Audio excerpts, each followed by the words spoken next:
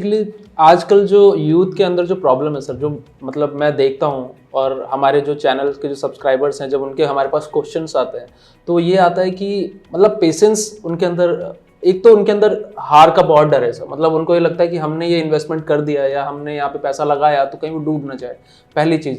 दूसरा, अगर उन्होंने वो इन्वेस्टमेंट कर दिया उसके बाद रिटर्न की उनको बहुत जल्दी होती है कि आज हमने पैसा लगाया, ओवरनाइट हमारे पास उसका डबल हो जाए, 4 गुना हो जाए, 5 गुना हो जाए।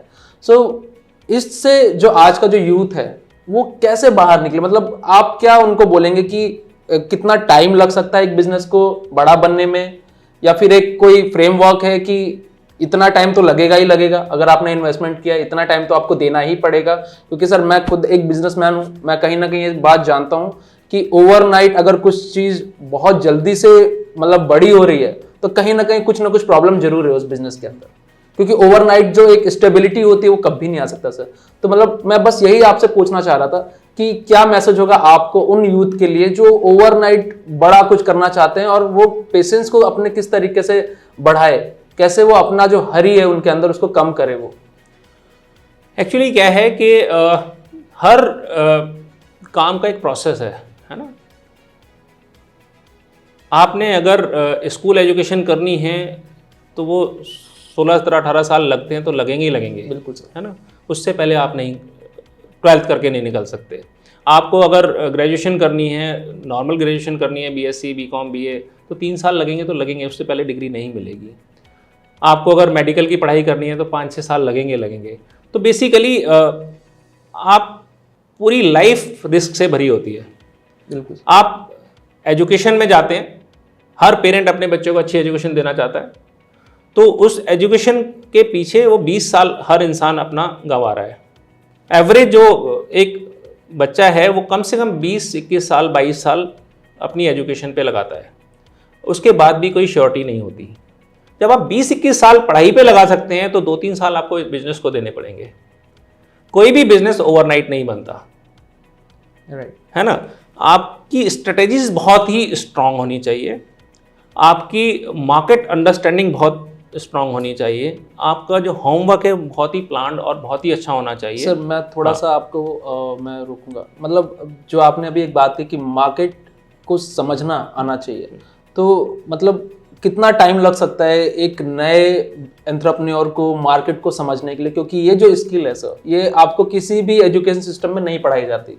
वहाँ पे आपको जो नॉलेज दी जाती है वो सिर्फ और सिर्फ किताबों की नॉलेज होती है। तो मार्केट को समझने में, क्योंकि मुझे आज भी सर मतलब मैं नहीं समझ पाता, कभी कभी ऐसा होता है कि मेरे ही अपने क्लाइंट से मैं नहीं समझ पाता। तो कितना टाइम एक युवा को लग सकता है मार्केट को समझने के लिए? क्योंकि वो समझ आना सर बहुत जरूरी है अगर उसको बिजनेस करना है तो। देखिए, मार्केट समझने के लिए मैं सबसे पहले कहूँगा, जो भी बच्चा या जो भी यूथ आ रहा है एंटरप्रेन्योरशिप के रास्ते पर, उसको पहले अपना बिजनेस लाइन डिसाइड करनी होगी।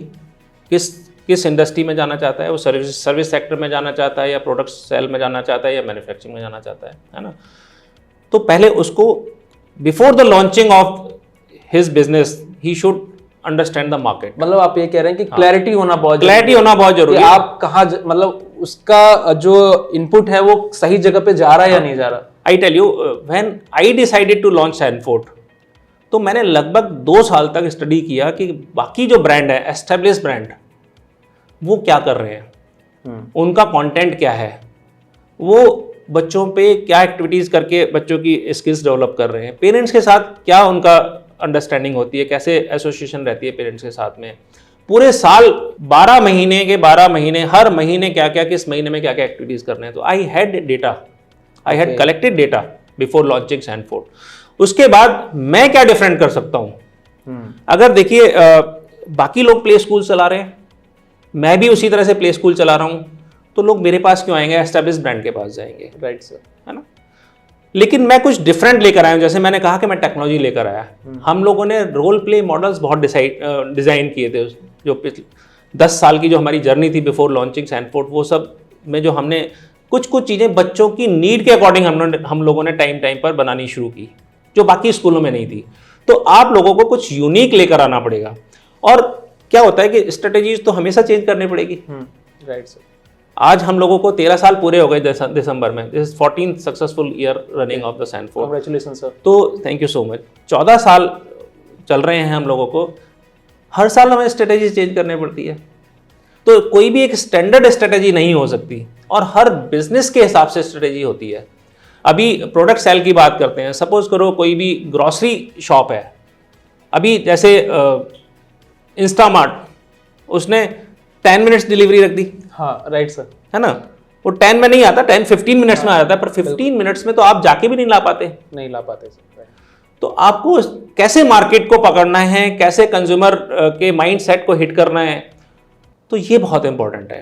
तो किसी को भी सक्सेसफुल होने के लिए एक तो प्री लॉन्च प्लानिंग करनी पड़ेगी, प्री लॉन्च स्टडी करनी पड़ेगी मार्केट की, और उसके बाद पोस्ट लॉन्च आपको ग्रेजुअली टाइम पर अपनी मार्केट नीड के हिसाब से, मार्केट में आप स्ट्रेटेजी जो लेकर आ रहे हैं, ऐसा तो नहीं है कि बाकी लोग शांति से बैठे होंगे। बिल्कुल सर। वो भी अपने स्ट्रेटेजीज को चेंज करते रहेंगे। तो अगर ये डिपेंड करता है कि आप कितना प्रोएक्टिव हो। कुछ कंपटीशन आपको हिट कर जाए, उसके बाद आप एक्शन ले रहे हो, तब तो मुश्किल है, तब तो नुकसान होगा ही। बिल्कुल है ना। बट आपका जो अप्रोच है वो प्रोएक्टिव अप्रोच होनी चाहिए। मेरे केस में मैं यही करता हूं, मैं कभी भी मार्केट स्टडी नहीं करता, मैं कंपटीशन स्टडी नहीं करता। ये भी एक मैं लेसन देना चाहूँगा यंग एंटरप्रेन्योर्स को, जो भी यूथ आना चाहता है। You should learn from your on mistake first. आपको मार्केट स्टडी तो करनी चाहिए, लेकिन आपको अपनी गलतियों से, अपने मॉडल से, आपने जो स्ट्रेटेजीज पहले की थी, अभी उनमें क्या फ्लॉ रह गए और बेहतर कैसे कर सकते थे, तो आपको हर बार अपनी स्ट्रेटेजीज को रिफाइन करने की आवश्यकता है। मैं वही करता आया हूं पिछले 14 साल से, और वो वर्केबल है। I am successful doing all these things. Okay, so sir अभी ना थोड़ा सा हटते हैं यहाँ से और फैमिली पे आते हैं सर। जैसा मैं जानता हूँ कविता मैम का भी बहुत बड़ा रोल रहा है, मतलब इस ब्रांड को ऊपर तक लेके जाने में। और मैं हमेशा देखता हूँ आप लोगों का जो एक कनेक्शन है। अभी जब मैं आपको इनवाइट भी करने गया था, आप दोनों लोग साथ में चाय और बिस्किट चल रहा था सर। तो ये जो कनेक्शन है एज एन सेम बिजनेस में रह के बहुत कम देखने को मिलता है, कि जो कपल्स हैं वो मिसअंडरस्टैंडिंग्स बहुत कम है आप लोगों के बीच में, ऐसा मैंने फील किया। तो उनका क्या रोल है? और अब सेकंड जनरेशन आपका जो आपने एक बिजनेस जो बनाया, जैसे स्नेहा और अभिषेक जो आपके बच्चे हैं, वो किस तरीके से इसको टैकल कर रहे हैं, और आपको क्या लगता है कि वो आने वाले समय में इसको कहाँ तक लेकर जाएंगे सैनफोर्ड को?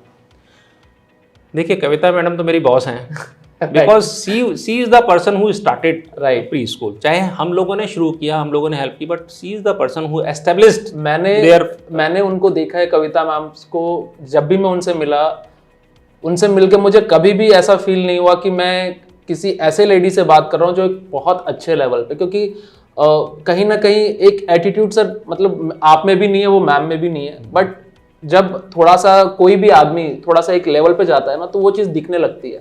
बट ये चीज़ बहुत अच्छी है, और आप में भी है सेम चीज़, और वो मैम में भी है कि वो चीज़ नहीं दिखती। अभी लास्ट टाइम भी जब मैं आपसे मिलने आया था, तो कविता मैम मेरे से बड़े अच्छे से बात कर रही थी, आप फोन पे थे और वो मेरे से डिस्कस कर रही थी क्या क्या कर रहे हो नवीन, कैसे चल रहा है। सो कविता मैम का क्या है सर रोल? आप देखो, पहली बात तो आपने एटीट्यूड बोला, हमारे अंदर बहुत एटीट्यूड है, पर पॉजिटिव एटीट्यूड, राइट। तो पॉजिटिव एटीट्यूड होना बहुत जरूरी है, but it should be positive. आपको किसी की कोई बात अच्छी लग रही है, खराब लग रही है, या आपको किसी को मना भी करना है, मैं अगर नवीन आपको मना भी करता, तो ऐसे मना करता तो आपको बुरा भी नहीं लगता, राइट सर, है ना।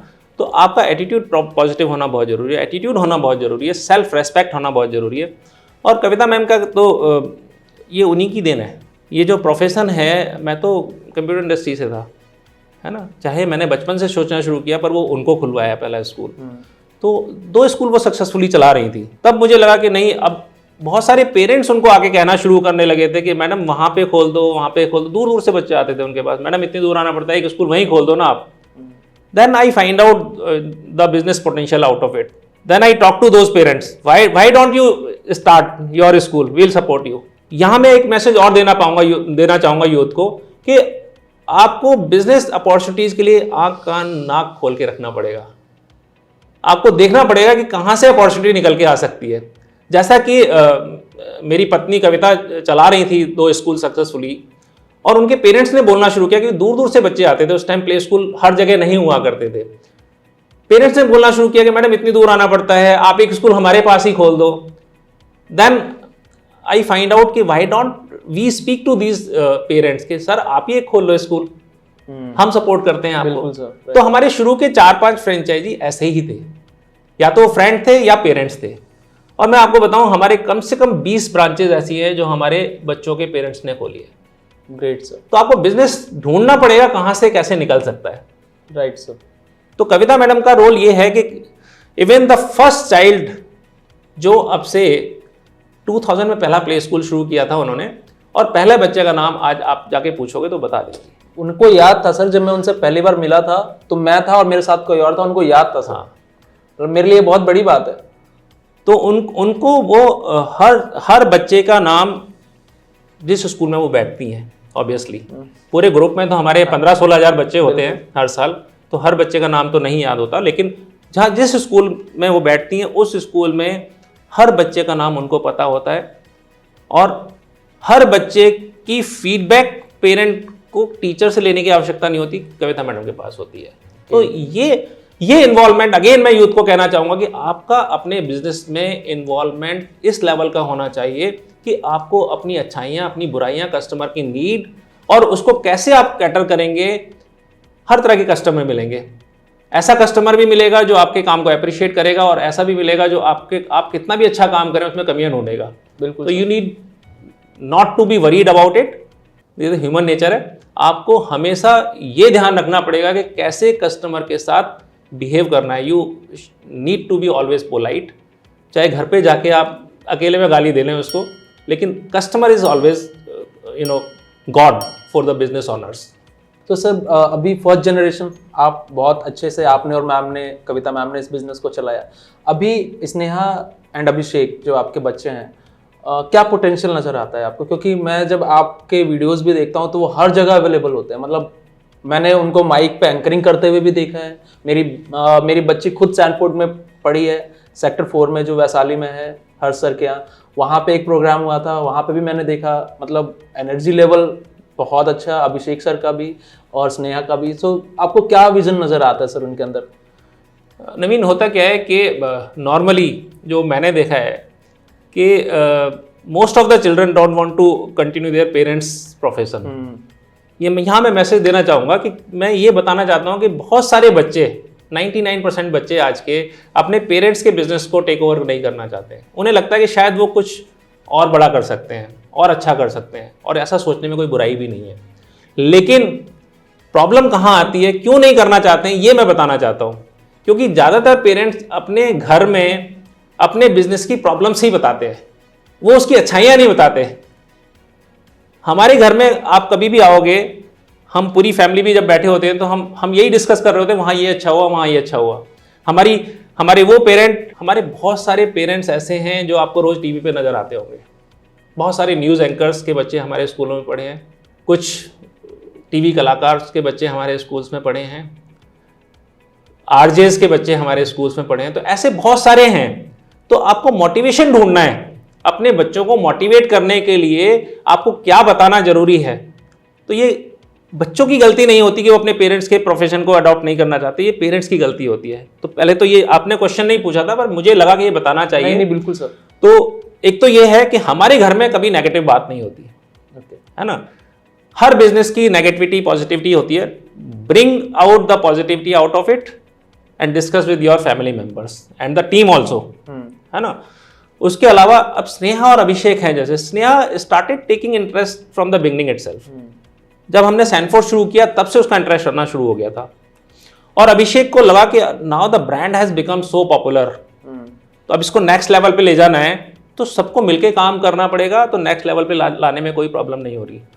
आप देखिए, पैंडेमिक जो गया 2 साल का, सबसे चैलेंजिंग था ये छोटे बच्चों के लिए। Right sir. All the preschools were shut down. सबसे पहले सब प्ले स्कूल बंद हुए and were allowed to reopen at the last. सारी इंडस्ट्रीज खुल गई, सारे बिजनेसेस शुरू हो गए, बड़े बच्चों को स्कूल आना अलाउ कर दिया, पर सबसे छोटे बच्चों को सबसे लास्ट में अलाउ किया। राइट। तो this was the most hit profession if you can say. उसके बावजूद भी सैनफोर्ड अगर वहीं खड़ा है जहां था बिफोर द पैंडेमिक, तो ये पूरी टीम का कमाल है। टीम में खाली मैं, कविता मैम, स्नेहा और अभिषेक नहीं आते, हमारी हेड ऑफिस की टीम, हमारे फ्रेंचाइज पार्टनर, हमारी ब्रांच हेड्स, हमारी teachers, everybody work so hard. तो हम actually Sanford is not a company, it's a family. आप कभी देखेंगे जब हमारे फ्रेंचाइज इवेंट्स होती हैं, फ्रेंचाइज बीट्स होती हैं, या हम वर्कशॉप्स रखते हैं ब्रांच हेड्स और टीचर्स के लिए, आप देखेंगे वहाँ पर हम भी उन्हीं के साथ बैठ के खा रहे होते हैं। हाँ, हम भी वही टी शर्ट पहने होते हैं जो बाकी टीम पहने होती है। तो basically we don't feel there is any difference between any employ और any, we don't treat them as employ. तो वो कल्चर स्नेहा और अभिषेक के ब्लड में शुरू से हम लोगों ने डाला। ओके। तो मुझे लगता है कि जो हमारे फ्रेंचाइज हैं या हमारी टीम है वो उतने ही कंफर्टेबल उनके साथ है जितने कंफर्टेबल वो मेरे और कविता मैम के साथ में थे। ओके। राठौर सर, एक बात मैं पूछना चाहूँगा आपसे कि मोटिवेट रहने के लिए आप क्या खाते हैं? क्या खाते हैं? क्या खाते हैं? क्योंकि ये बहुत जरूरी है आजकल के यूथ को समझना, क्योंकि सोशल मीडिया के इस टाइम में ना सर डिप्रेशन बहुत जल्दी हो रही है। मतलब पहले तो छोटे बच्चों में को पता भी नहीं होता था क्या होता है ये, अब तो हम सुनते हुए आ रहे हैं कि उसकी काउंसलिंग कराओ, छोटा बच्चा है डिप्रेशन में है। सो ये ऐसा कैसे है? मतलब क्यों इस तरीके का कल्चर हमारे सोसाइटी में आता जा रहा है सर? यार एक्चुअली प्रॉब्लम बच्चों की नहीं है, प्रॉब्लम पेरेंट्स की है। अगेन पेरेंट्स अपने ऑफिस की टेंशन भी घर पर लेकर आते हैं। Today everything is on EMI, तो फाइनेंस की टेंशन भी है, बिल्कुल, है ना। आप अपनी इच्छाएं थोड़ी कम रखो, मटेरियलिस्टिक चीज़ों पे थोड़ा सा कम ध्यान दो, बच्चे पे थोड़ा ध्यान दो, तभी तो बच्चा डिप्रेशन में नहीं आएगा। पेरेंट्स को डिप्रेस देखेगा, उनकी शक्ल देखेगा रोती हुई, तो वो भी रोएगा, बिल्कुल, है ना। तो प्रैक्टिकली क्या है कि आपको अपनी काउंसलिंग खुद करनी चाहिए। ऐसा नहीं है मुझे टेंशन नहीं होती, ऐसा नहीं है पैंडेमिक में मुझे नहीं लगा कि मेरा बिजनेस कहाँ दोबारा से जब शुरू होगा कैसा रह जाएगा, but I counsel myself every time. मुझे किसी से कोई काउंसलिंग लेने की आवश्यकता नहीं पड़ती। और खाने में देखो, अभी आज के टाइम में everybody is going towards waste, सब कुछ सबको वो चीज़ें अट्रैक्ट करती हैं जो कि ख़राब है। Healthy food. सर आप मैराथन वगैरह भी करते हैं? मैं डेली सुबह महीने में कम से कम 20-22 दिन मैं सुबह 7 से 8 किलोमीटर रन करता हूँ। मेडिटेशन करना चाहिए ऐसा सभी बोलते हैं, जो कि कोई करता नहीं है। आप सुबह उठ के ना 6 किलोमीटर 7 किलोमीटर दौड़ के आ जाएं, वही मेडिटेशन हो जाता है। तो this is the best thing you can do for your self. एक तो सुबह की शुरुआत आपकी बहुत अच्छी होगी, पूरे दिन एनर्जी बनी रहेगी, और आपका वो टाइम 1 घंटे का आपके अपने लिए है। Don't take your mobile phone, don't take anything. आप डीप थिंकिंग में चले जाओ, दौड़ते रहो, तो आपकी जो प्रॉब्लम्स का सॉल्यूशन आपको नहीं मिल रहा होगा वो सॉल्यूशन आपको आपकी रनिंग के टाइम पे मिल जाएगा। तो बेसिकली मैं यहाँ एक मैसेज देना चाहूँगा यूथ को। आज के जो बच्चे हैं वो लेट सोते हैं, लेट जगते हैं, उनका कोई फिक्स रूटीन नहीं होता, ज़्यादातर का, सभी का नहीं, ज़्यादातर का। तो एक रूटीन सेट करिए। अगर आपका प्रोफेशन ऐसा है कि वो लेट नाइट ही सो पाएंगे आप, ठीक है, वो 6 घंटे 7 घंटे क्वालिटी स्लीप लेनी बहुत इंपॉर्टेंट है, लेकिन मेक योर रूटीन। और अगर आपका प्रोफेशन ऐसा नहीं है तो आप टाइम से सोएं, 10 साढ़े 10 बजे 11 बजे तक सो जाएं, सुबह 5 बजे उठें, फ्रेश हों, जाएं बाहर, बड़ी अच्छी हवा चल रही होती है, और नेचर को एंजॉय करें, अपनी हेल्थ पे ध्यान दें, हेल्दी फूड खाएं। अगर हेल्दी फूड खाएंगे, हेल्थ ठीक रहेगी तो डिप्रेशन में कम जाएंगे, आप अच्छा सोच पाएंगे, आप अपने बिजनेस के बारे में अच्छा सोच पाएंगे, आप अपनी लाइफ के बारे में अच्छा सोच पाएंगे, और आपकी लाइफ जो है वो इतनी अमेजिंग हो जाएगी।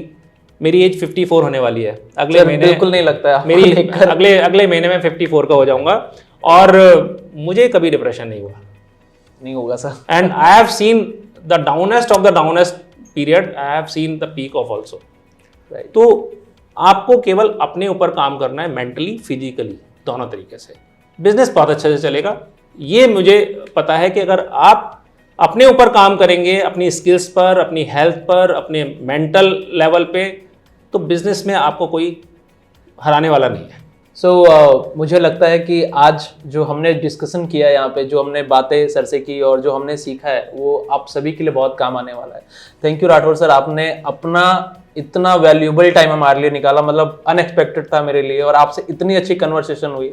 हर टॉपिक पे हमने बात करने की कोशिश की आपसे, और आपने जिस तरीके से हमें रिप्लाई किया, मुझे लगता है जो हमारा यूथ है उसको काफ़ी कुछ सीखने को मिलेगा हमारे इस पॉडकास्ट से। और कैसा लगा आपको ये पॉडकास्ट मुझे ज़रूर बताएं, कमेंट बॉक्स में मुझे लिख के बताएं कि आप और क्या चाहते हैं, क्योंकि अभी हमारा जो मोटो है, हमारे चैनल का मोटो है, वो यही है कि जो यूथ आज की डेट में कुछ करना चाहता है और फेलियर से डरता है, हम उसको कैसे उससे बाहर निकालें।